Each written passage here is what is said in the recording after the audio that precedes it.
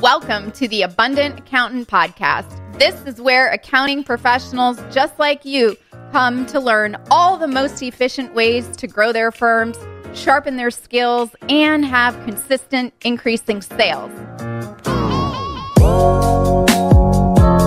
We cover topics from how to not be salesy, pushy, annoying, a nag, harassing to your prospects and clients, finding your ideal client, increasing sales, and really putting up boundaries so you only work with clients who you truly want to work with, and stop donating your time away for free and start actually getting paid for the worth that you deliver to your clients. You'll learn sales strategies, sales tips, as well as hear from other successful accounting professionals in the industry.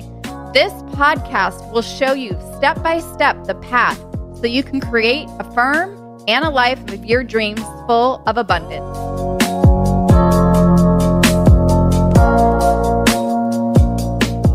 Welcome to the Abundant Accountant Podcast. Today, we have a very special guest, a returning guest, who is a sought-after professional speaker and 5-time best-selling author. His name is Jolles, and he's spent over 35 years teaching, entertaining, and inspiring audiences worldwide. His career has taken him over 2.5 million miles in the air. I wish I had his frequent flyer programs, but has allowed him to amass a client list that reads like who's who of Fortune 500 companies, including Toyota, Disney, NASA, and many more. And you're going to hear about a company called Xerox that probably none of us use that product anymore. So I'm very excited to have him back on the show because he speaks the exact same language in the world of sales, and he is a sought-after sales trainer for big corporate companies, but transpires to what we do here at the Abundant Accountant. But before we welcome Rob to the show, as a tax and accounting professional, I know you are sick of grinding 14 hours a day, sacrificing time with family, and postponing vacations, and really being on this financial roller coaster of discounting fees and then end up resenting the work and being seen as a commodity. So I know none of this is your fault, and you're going to notice that today in what we're teaching, because I know that nobody's really training you on how to fix these problems and really connect the dots. So if you want to step up and take complete control of your firm's profitability, double revenue with ease, charge higher fees with confidence, and have clients who appreciate you for the value you provide and get paid your worth, then here's what I have for you. My team and I, Denise and I, have set aside the next 48 hours to speak to some of you personally about how you can apply these ideas to your firm today. So head on over to theabundantcall.com to book your call with us. Whatever your biggest challenges are, we've seen it and we know how to overcome it, especially with pricing, which we're talking about today with Rob. So head on over to theabundantcall.com. We'll get on the phone for about 45 minutes and we'll get crystal clear on what is not working in your firm right now, and also the steps to get to profitability, doubling your revenue, and really charging premium fees, especially from your current clients. So head on over to theabundantcall.com. And now let's welcome Rob to the show. Welcome, Rob, to the show. Well, it's good to be back. It is great to have you back. I loved our conversation last time. And for those listeners that haven't listened to that episode on the 6 decision cycles and stages of where your clients or prospects are currently. But today we are talking about one of my favorite topics of all times, which is pricing. Pricing at its finest. And so I'm very happy to have you back here on the show with us. Well, yeah, and I will tell you, you're not the only one who likes that topic. Is it your every favorite? Client I have. Yeah, every client I have wants to talk about pricing or closing or objection handling. That seems to be the big 3. Yeah, those are the big 3. We can do objections next, but I'll keep you really busy. Well, I love having you here, and so I'm very excited to talk about pricing. So I guess, Rob, can you share, what is, people always ask me, Michelle, how do you price? How do you price? I'm like, well, it's a process. because I have a lot of accounting clients and firm owners and tax firm owners. And when I ask, how did you come up with your pricing? Most of the time they said, oh, I called our competitors and my competitors in my area. And I asked them, what do they charge for different services? And then I also have heard from many clients that they've made a pricing spreadsheet calculator with all of these different forms and tax forms and, how many entities or houses you have and other things that created their pricing. So I'd love to hear your school of thought on pricing before we dive into all the nitty gritty. Got it. Because, it's interesting you mention it that way. A lot of times it's established pricing and then batten down the hatches for potential pricing objections. But I think if we're just talking about that too. We're going to talk about that too. Yeah. Yeah, I think that's actually the harder issue, because just in terms of coming up with pricing, a couple of thoughts, and I think you hit on it. One is benchmark. I mean, we don't pull prices out of thin air. So what is a firm similar to your firm doing similar work doing? I don't think that's really thrown anybody who's listening. I'll tell you my guess as to where you're getting thrown. And that is how much detail to go into. Where did you come up with these numbers? What do we share with the client? So one, from my pricing, just so you know, when I price something, I'm always trying to keep it logical. So I'll give you a quick story. Okay. In the world of seminar delivery, we tend to bill what's called a flat rate. So if you want a sales trainer for a day program, it's this much money for 20 people. That's it. Mm-hmm. But I began through my career to begin to sort of mutate and change a little, because I thought, well, that's easy enough. But it was up to 20 people, and I was charging a per head number.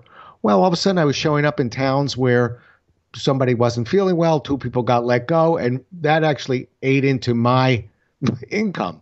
So that's one, we flat rate. I'm a believer, if you can, to flat rate things. That keeps the conversation down from, well, what if we don't do this or have that or add this? Well, and I think that's also, for a lot of the firm owners who I've spoken with, worked with, and those listening, they get stuck in this rut. Like, how do I not justify or have to explain my fees? It just is. Yeah. And I think, in our world of a firm owner, it's having a package price. It's just, this is the price for these services. Doesn't matter if you do 1 or 10 of them. This is the whole enchilada. It's like the tortilla, the meat inside, the cheese on top, and the sauce all in one. Oh, you forgot the onions, but the yes, onions. I don't like onions, Rob. Okay, that's why you forgot the onions. Okay, I agree with you, and you know what? That speaks to the logic of this. When I started, I had flat rated programs, and I'm going to make up a number. Okay, so let's say that I flat rated a program, and when you broke it down, it was $500 a head. Fine. Remember when I said keep it logical? All of a sudden I had clients that said, well, what if instead of 20, I put in 25? Okay. Well, no, actually not okay. That's going to be a flat rate plus 500 per head more. You're actually adding about a quarter to the program. Oh, what do you know? Magically, it comes out to 25% increase. My point to you, Michelle, is this. You have to be prepared to provide logic to the numbers that you're giving a client. And what scares me a little bit about accountants, because they're analytical, is to remember that not all your clients are accountants too.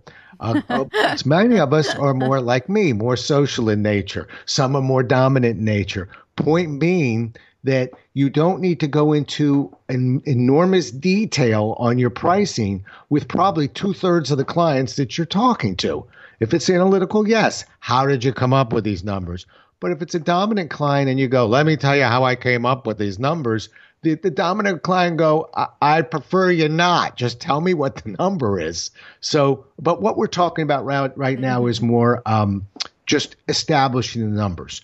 I'll pause for a moment, because what I really want to get to is what happens when somebody says that number's too high? Or what happens if you're feeling your numbers are too high? How do you justify your numbers? To me, that's where a sales trainer comes in.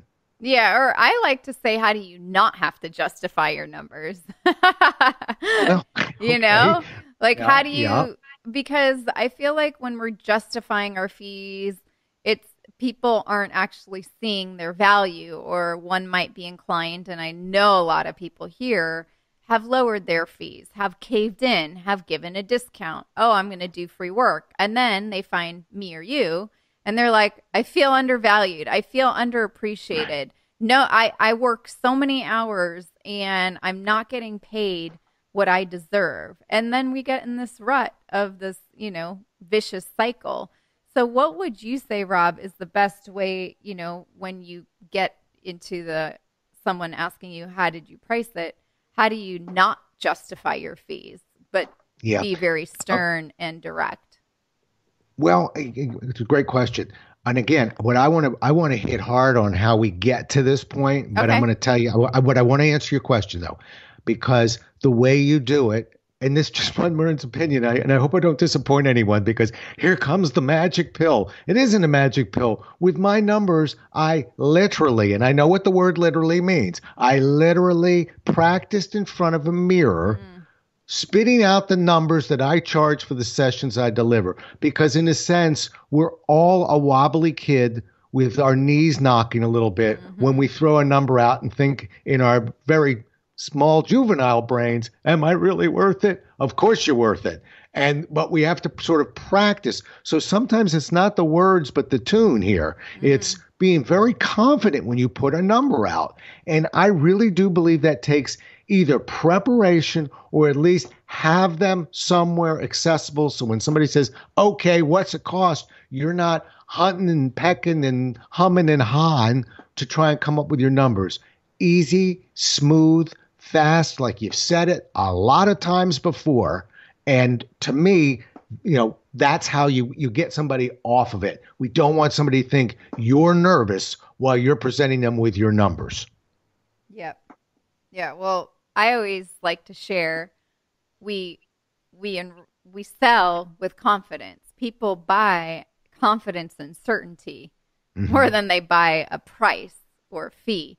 It's just when we're nervous or when we're not smooth or we haven't practiced or we haven't said these types of fees in the mirror, that's when you end up justifying your fees, lowering them, or having to have the need to explain, when in reality you don't have to do any of that at all. That's correct. Yeah. And just remember this, my lowering fees friends, there's a lot of companies out there that will question whether they want to work with you because your fees are too low.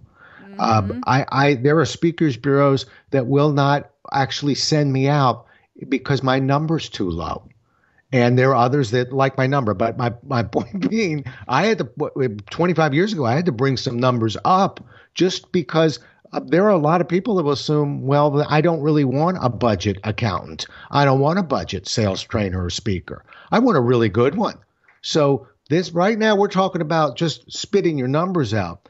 What I'd love to do, if I could, is I want to go back. I want to figure out how we make this thing seamless 20 minutes ago, because I think a lot of people are just spitting out facts and figures, and then here come the numbers. But I think really pricing is won or lost well back into the conversation on just how urgent this job is. Yep. Urgency is always key. And I think, not only even urgency, but a lot of firm owners, and I'm putting my accounting firm owner hat on, have a capacity.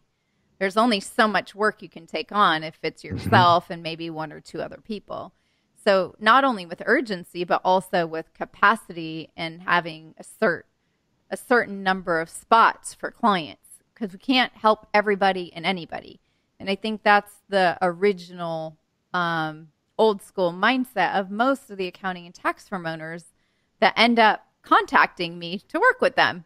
I'm burnt out. I've taken on everybody, and I just have all of this low value work, and people are still nickel and diming me and asking me and I feel like I have to justify and explain my fees to everyone, when really I don't even have time for that, because you're not being paid for that. So right. Yep. And I use that word urgency kind of freely. When I talk about urgency, I talk about, for me, sort of the secret of the selling side of this is, how important is this to the client? If I'm mildly disappointed with the QuickBooks program I'm using, or the buddy of mine who does my accounting, who I don't really like, but we do play basketball together, or whatever. In other words, I'm sitting in there at this place of I don't really like the way I'm doing it, but I'm not sure I want to change. And all we do is provide the solution to my problem. Of course, I'm going to get a pricing objection, particularly if I'm not the least expensive accountant in town. But when I say go back, I mean in the sales cycle, there is trust. Okay. And that's, keeping our questions open and listening. And to me, that's kind of the easy part of just listening to me tell you about my business. But when I say urgency, I mean, I want to hear what brought you in here today. Unless you took a wrong turn, you're trying to fix some problem. Now, how big is that problem? And what I'm worried about with many people who aren't formally trained in sales is that the moment they catch wind of a problem, I've been handling my books myself, and my accountant retired, but they put somebody else in, and I don't even know the person, but we just don't seem to be clicking. Boom. The knee-jerk reaction is, well, I'll then click with me. I'm going to show you how we do it, blah, blah, blah. Here's what we do. Oh, there's a pricing objection. But what if, Michelle, what if we trained ourselves to actually think more like an accountant, which is somebody just gave you a vague hint of a problem they were having. Why did you run off and solve it so fast? If you want to make this nice to have and need to have and diffuse price before it comes up, for goodness sakes, stop solving problems for clients, even if you know how to solve the problem.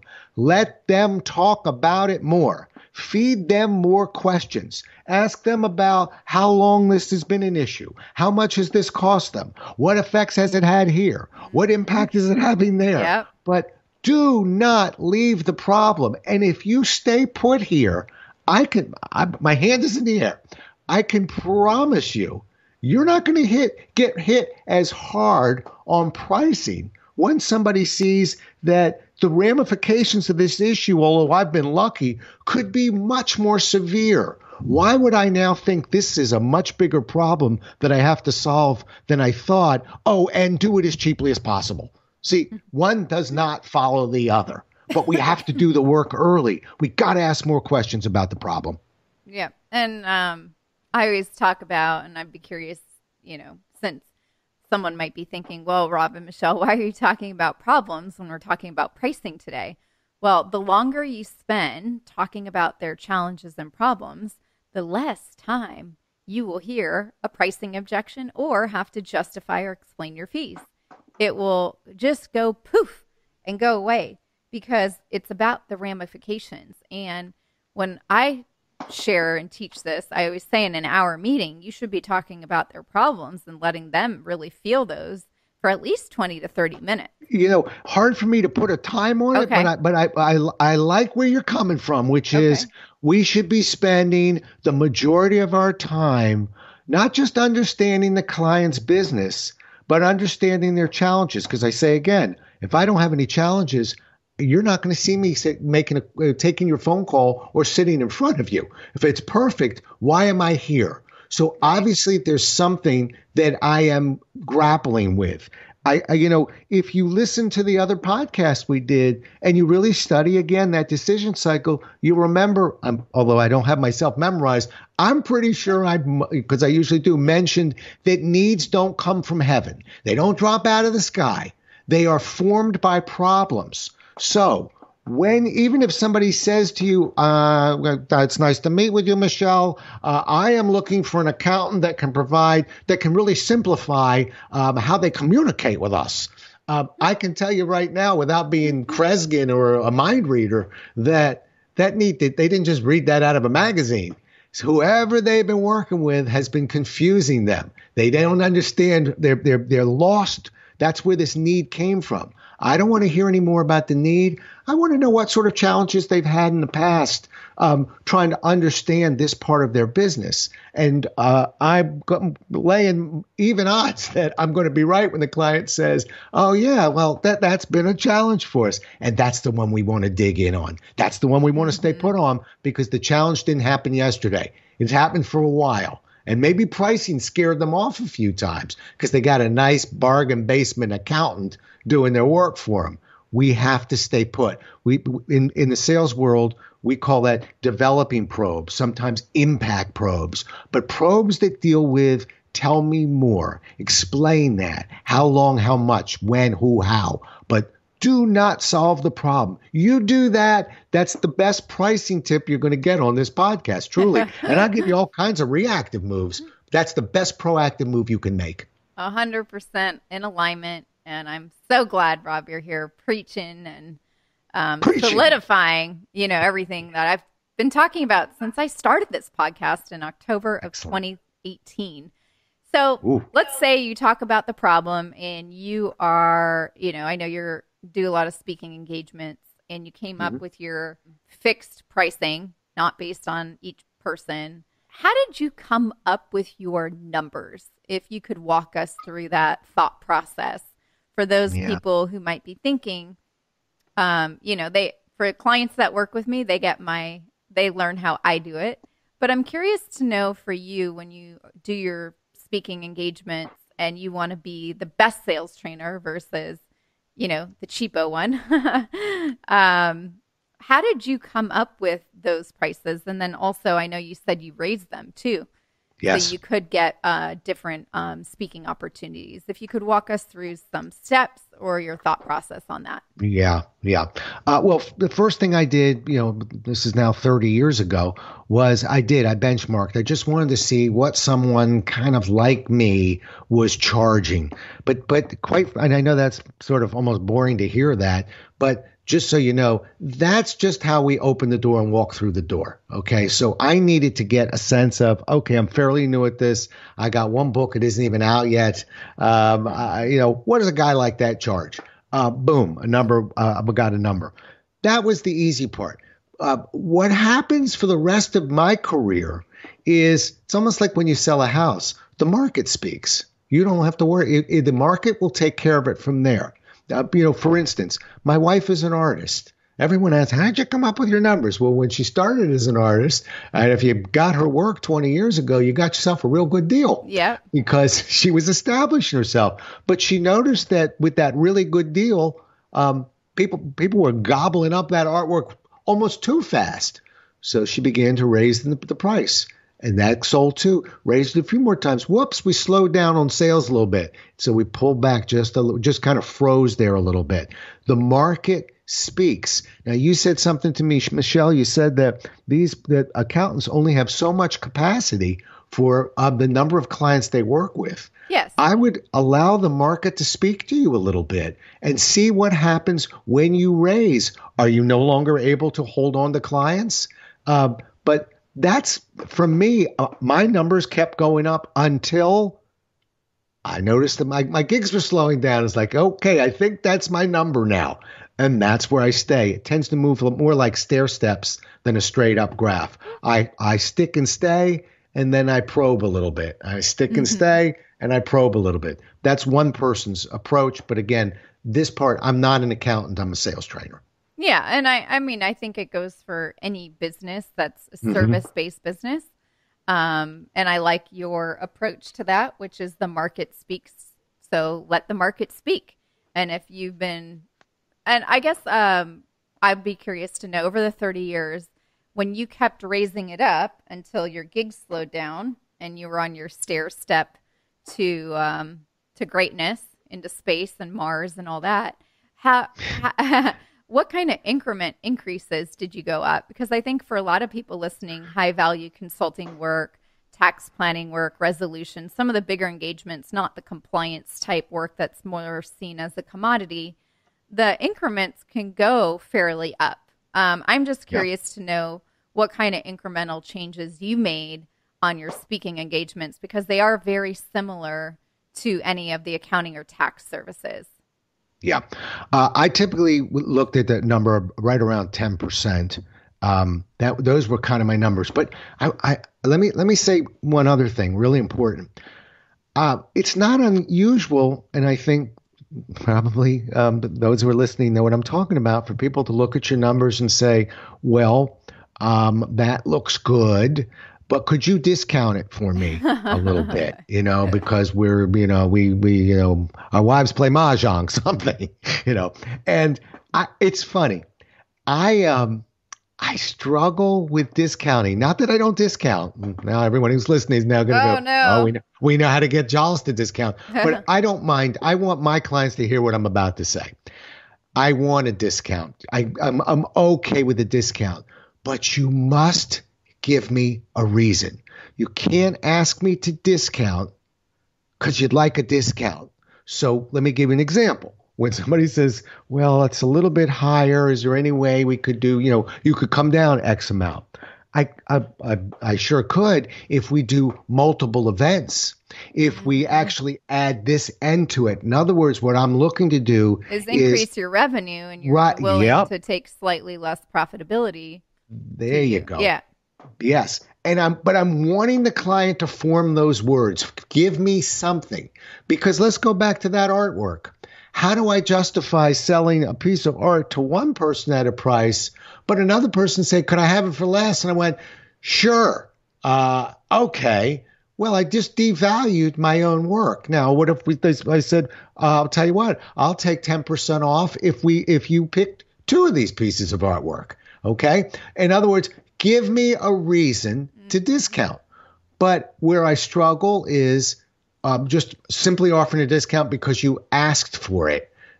There must be a reason. So frequently with me, what I'm looking to do is, let's do more sessions, or let's add a coaching element to this, or there's many different things that we can add that will add value to the client, but provide a bigger landing space for us to work with. Right. A bigger footwork, like someone who might be working for an accounting firm owner who engages on a full month annual engagement and pays you a year up front. There you go. Maybe there's some way that you can, shave off a little bit. And this is the only time the listeners will ever hear this out of my mouth, because I completely don't agree in this industry to do any sort of discounting or anything like that, because a lot of accounting firm owners and tax firm owners, they have their family or 4 generations or some elderly. And it's like, you still have to do the same work. It's just like your artwork example. You can't say, okay, for you, you're this, and then for you, you're this. You can't just pull it out of the sky. It has to be equal. Otherwise, you devalue yourself. And that's the biggest mistake. I see so many firm owners who are losing thousands, hundreds of thousands of dollars from their top line revenue because of devaluation of their value and their perceived value and their worth. And then we just get in this cycle. And it's a vicious one, Rob. It is a very vicious cycle. But the only way I would say in this world it would work is if they sign an annual engagement and they pay 12 months up front. Not monthly, because what if in 6 months they're like, okay, bye. Anyone can cancel at any time at the end of the day. Yes, you have a contract, but how many of those are really held up in court? Not many. But a pay in advance situation, or like in your situation, a commitment of 12 speaking engagements over a 12-month period versus just one. The revenue is so much greater on that, and the profitability, you can absorb a little bit less. Right. And it's a win-win. It is a win-win. By the way, I love what you were describing of that year up front or whatever. That's a win-win. And what did we just pioneer that? How many things do both of us, programs are we both in right now, where if we pay my home insurance, if I pay for my home insurance in one payment, it's going to be less than if I pay it quarterly or monthly. But what we're doing is we're justifying something that helps the client and helps us. But we can't, I'm with you 100% on this. I can't just discount because you smiled at me and said, could you? It's not fair to my other clients, and it's just not a smart way to work. Yeah. Now, could we shift a little bit? Could we shift the conversation to, well, what happens if we put that out there and somebody still objects to it and says, well, I think that's too much? What do we do now? Well, I'd love to hear what you would do. I know for the listeners and what they've heard me say, we would handle the objection properly. And if it's still not a good fit, we would say, I wish you nothing but the best, but we don't get into price negotiations, no justifications, no explaining once you have it set in stone, but also looking where the firm owner takes responsibility. Did I focus on the problem? Did the need just fall out of thin air? No, they've had these problems for a long time. And if you just go and solve them right away, then yeah, they feel like they don't really need you for anything. You just did a bunch of free work. So what's your take on it when you have to shift to someone who still has the money price objection? Yeah. Okay. So we got the proactive part. Stay on that problem longer. Let them build that, show you the ramifications of it, and you're diffusing price. But we're also in the real world, which says, now we got a number out and somebody says, ooh, that's a little bit higher than the accountant I have been using, and then that's just too much. Can you discount it? No. Okay. Now what do we do? All right. One, there's actually a couple approaches, and I'm just going to throw out a few of them. One of them is, and it's kind of a little unusual, but it sounds mildly confrontational, but bear with me just for a moment. I say it with a smile. I say it carefully. I usually say it with a warm-up like, Michelle, I'm going to ask you a question. I just hope you can understand why I need to ask you the question. Are you the least expensive doctor in town? Or brick builder, or home builder, or car manufacturer, whatever that client is doing. Ask them if they're the least expensive at it. And by the way, if you're dealing with Kmart, don't ask the question. But I did read in the paper there's only 3 Kmarts left on the face of this earth right now. Oh my God, I'm surprised they haven't just gotten rid of all of them. No, there's three hanging on, probably right next to the Blockbuster that's still surviving. But we digress. Point is, if you ask them, are you the least expensive builder? Frequently, they won't even catch it in the first few seconds. They'll say, well, of course not. What we offer is, and just let them go. But focus on the words they're using, because your words are going to be very similar. Well, in fact, we are never going to be the least expensive accounting firm for the exact same reasons you just listed. We also believe that there's a price to getting the right people and just work with that. So that's, these are very reactive approaches, but that's one. And I'm actually scolding myself because I want to make sure, although we're not really talking about objection handling, that the most important thing we do when we do get an objection is let's at least clarify. Let's make sure we understand the question. Okay. But let's keep going forward, assuming we understand the question. One of my favorite pieces at Xerox, and I think I was one of the few people who said, why are we wasting this on copiers? Because at Xerox, we were always 20-25% more expensive. We would typically do a little less with that machine, but it did certain things very well, and that's what we're trying to draw the client to. Point being, we would do something called TCO. All right, it's not an Elvis Presley thing. It stands for total cost of ownership. And I'm going to translate it into your world, but let me do it in mine first. Okay. When we got an objection, and we always did about price, our question back to the client was, are you talking about the cost of purchasing this or owning this? Of which case it was usually pretty quiet, and people go,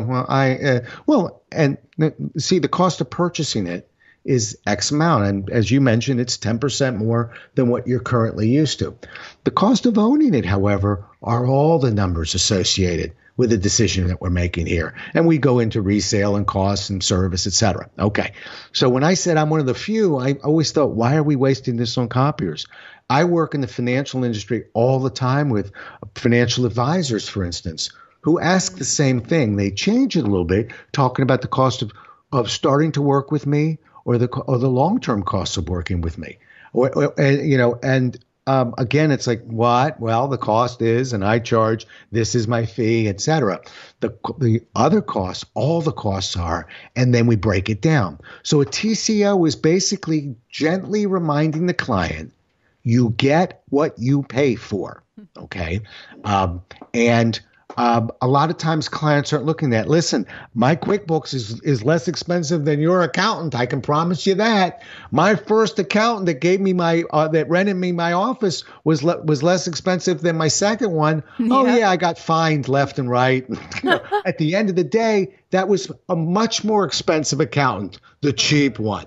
And that's what you're helping the client with. So when you ask them the cost of, and let's fit something in, maybe the cost of starting this program with us or running this program with us.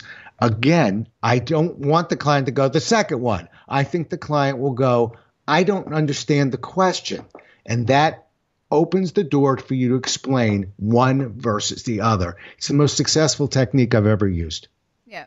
I like to call those like, is it this or is it that? Yep. And then, I think also on your total cost ownership, it's also about, if they see it as a cost, well, then they're seeing it maybe not from the investment standpoint, because if someone were to pay you, greater fees, just like, someone wanting artwork in every room of their bedroom or in their house, or having you speak 12 months out of the year, or having a client invest 12 months to have you do all of their monthly services, that's much greater than maybe just the cost of doing a tax return, because that's just something they have to do versus something else where they have to invest in it. And like you said, you're investing with a firm owner for a whole year is very similar to owning, in your example of the Xerox machine. Yeah. And Michelle, I'll tell you something else. If you've taken good notes in that previous conversation when we've asked, well, tell me more about this issue that you're struggling with. Well, we don't always get answers. Well, when you're trying, how long does it take you to get an answer? Who's chasing that down? What else should they be doing? Conservatively, how much let's say we're paying that individual at $20 an hour right now. How many times a week in a month is that happening? The reason why a lot of times you'll find salespeople actually measuring the pain, not just saying that sounds inconvenient, but talking about how much it costs them to fix that previous time, is not if, but when a price objection comes later on while we have a proposal out. We don't go, and the discomfort of this, we say, and the $2,000 a year you mentioned you're spending simply bringing in a temp to handle this part of that's a cost. That's wasted money versus the investment. And that fits into that total cost. All of a sudden they go, wow, this is a great accounting firm I'm working with, I potentially work with. And when I look at everything, this will be my least expensive alternative. Yeah. That works for me. But nobody catches that. You're going to have to sort of separate the two for them. And that's why that TCO, again, is powerful, particularly if you not only probed that pain early, but measured the pain that you probed early. You do that, and I wouldn't worry a whole lot about having a price issue.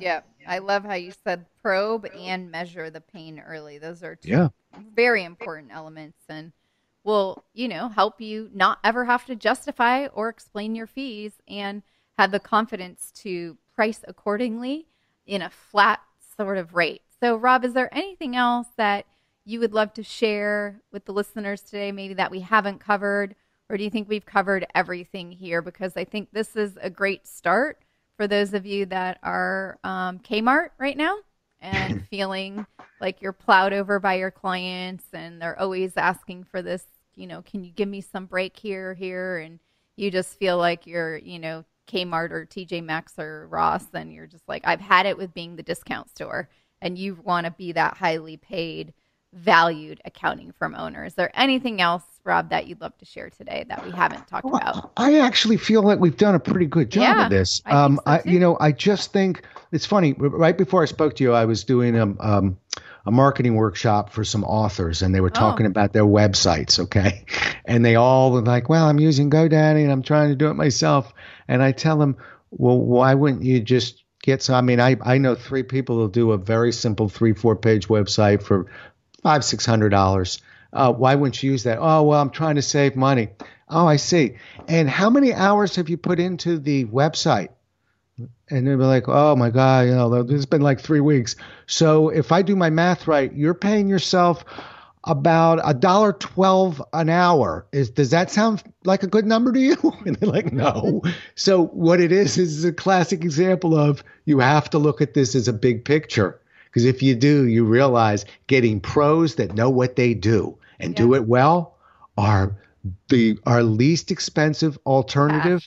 Yep. But But this conversation we've had today doesn't just provide that as a response. It says, and here's the technique to do that. If you do that, pricing becomes easier. You're going to benchmark it. You'll be fine. Let the market speak. Yep. And I love how you said that. Let the market speak and keep raising them until you see a decline. And then you know that you've, went a little too far, or you've stretched your elastic band enough. So thank you, Rob, so much for being here with us today again on the Abundant Accountant podcast. It's so awesome to have you here. I love our conversations, and I hope to have you back again, and we can just talk about objections next time, because that's another hot topic. Well, that sounds good. Great. It's always nice talking to you, Michelle. I truly enjoy it. Well, thank you again. And I know you've written a bunch of books, and you have another one on the way. So if anyone wants to buy any of your books, where can they get them at? Well, you just go to any bookstore or online bookstore. I was actually in the FedEx offices for about this past year with one of my books, which was a really nice find. But anyway, go to Amazon. It's usually the easiest place. And there's an author page. So just look up Rob Jolles, Jolles, and you'll see all my good stuff there. Wonderful. Well, thank you so much for taking out the time for being here. It was an honor to have you. Thanks. Thank you all so much for joining Rob and I today on another amazing episode of the Abundant Accountant podcast. And I mean, there is just so much goodness in there. You might want to hit rewind and have your yellow or white pad out and take some really good notes. And again, thinking about how can you probe the pain from an early standpoint, and how can you measure it? What are their consequences if they don't work with you? How do you become basically the least expensive but the most valuable option to your clients? And if you're like many tax and accounting professionals that we have worked with here at the Abundant Accountant, we understand that daily financial roller coaster ride of discounting fees, answering clients' questions, giving them the answers, and doing things and getting asked for a discount or having to justify your fees is completely exhausting. And I'm sure the vicious cycle of pleasing clients, losing sleep, feeling exhausted, powers depleted, and burnt out is getting to be a little too much for you. But we also understand that none of this is your fault, and that no one is teaching you on how to fix these problems and really connect the dots so you can be fully energized of where you were when you first started your firm. And you have clients, current ones, paying you more than 300%, thanking you for the work that you do. So if that's really what you want, then here's what I have for you. My team and I have set aside the next couple days to speak to you personally about how you can apply these ideas that Rob and I spoke about today and plenty others. So head on over to theabundantcall.com to book your call. Whatever your biggest challenges are, trust me, we've seen it and we do know how to overcome it. So head on over to theabundantcall.com. On our call, we're going to talk for about 45 minutes to an hour. We're going to get crystal clear on where you're at right now in your firm and the things that are really keeping you stuck, especially around your pricing, justifying your fees, giving away discounts, answering those quick questions. But really identify where you want to be in your firm and in your life to ensure you're paid first, you're paid well, and you go on vacation and you make a ton of money in the process. So you're going to have a plan mapped out so you can double your firm revenue this year. And if that's what you want, then make sure to snag a spot. We don't have many, but head on over to theabundantcall.com and we look forward to speaking with you. I will see you all in the next episode. Have a great day.